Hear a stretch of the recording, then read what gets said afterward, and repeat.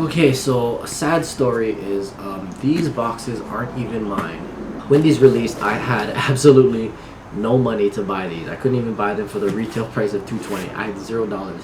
So Kellen does have money though. But so we got two shoes. Kellen was able to cop two, and so we're gonna be unboxing these. That's coming up right after this.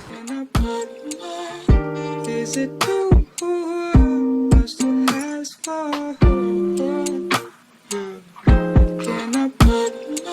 Alright, what's going on everybody? Broke Boy Kilar here, back again with another project, and today, I apologize if I say that so fast every time you don't know what I'm saying. What I'm saying is, how's it going everybody? Broke Boy Kilar here, back again with another project. I think that's what I say. Okay, so today we're going to be unboxing two Yeezy 350 V2s. These are the Cloud Whites, the newest Yeezys that just released, and Kellen was able to cop two for retail, one from Adidas, I think it was a raffle, and one from Yeezy Supply, which was a drop. And he was able to hit on both because there was just a lot of pairs. That's why these are kind of bricked right now. They're not reselling well at all. Do not, if you got a pair of these, I hope it was for a personal because they don't resell too great.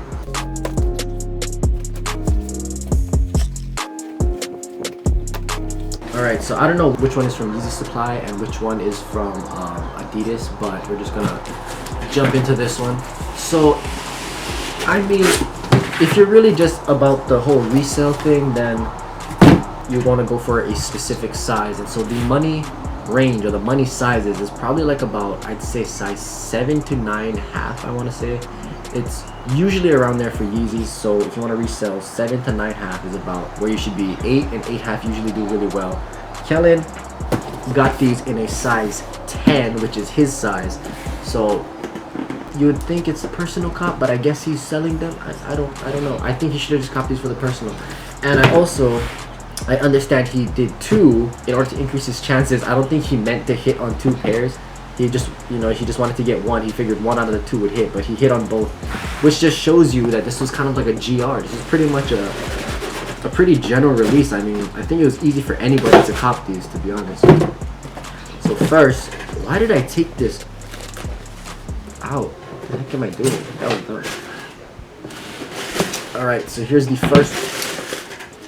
Here it is. So this is the first look you're gonna get right here of the Yeezy 350 V2 Cloud Whites, and it's almost like it has like a blue tint over it. Not a blue tint, but it's white and a nice bluish color. I actually really like this colorway. I might have to buy one of these off of Kellen. So this is the first pair right here. We're gonna leave this like that.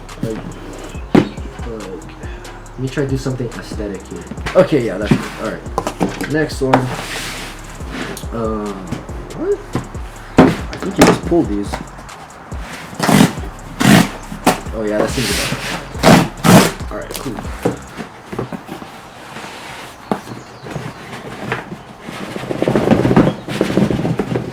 Oh. Alright, yes, and so the next one, again in a size 10. Like I said, I don't think he meant to hit on two. He just wanted one, so he went size 10 for both. I'm sure if he knew that he could hit on both, he probably would have did like an 8 and then a size 10, or a 6 and then a size 10, so he could resell one and make some profit off of it and try to get some money back. But you never know when you're gonna hit with Yeezys. So right here, exact same shoe as you can see. I'm not even gonna take this one out of the box. We'll just leave that one in there. Honestly, I wear a size 9.5, but I might just have to run this size 10 because I'm kind of vibing with these, I'm not gonna lie. This box is weird on this one, so I don't know what to say about that. Alright, so why don't we just dive into a quick cinematic of these, just so you can get a nice close look, you know what I mean?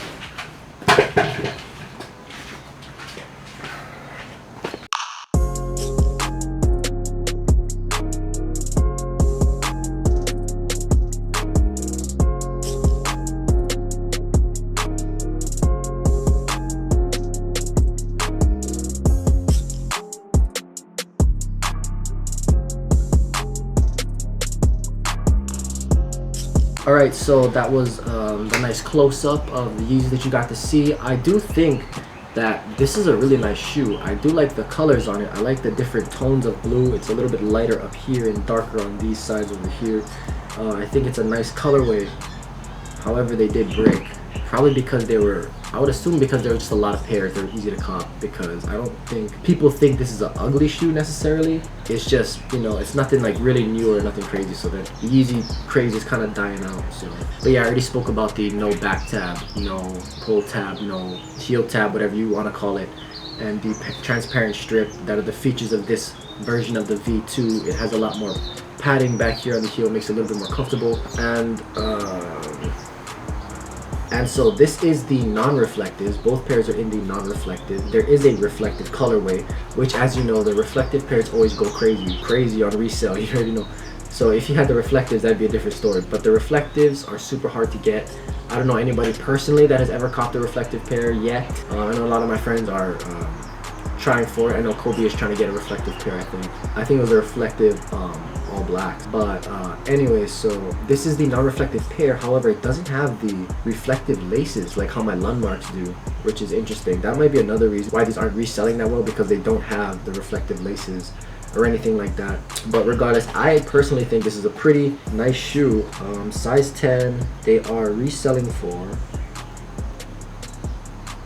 so right now on StockX they're reselling for about $250 in a size 10, which after fees you'd probably be making, either be breaking even or making less. So that's why these would be a brick. So it's unfortunate that these bricked and you can't really resell it. Alright, and that's gonna be it for this video, and I'm gonna head out. So thank you for watching. I hope you have a great weekend. I will see you next time.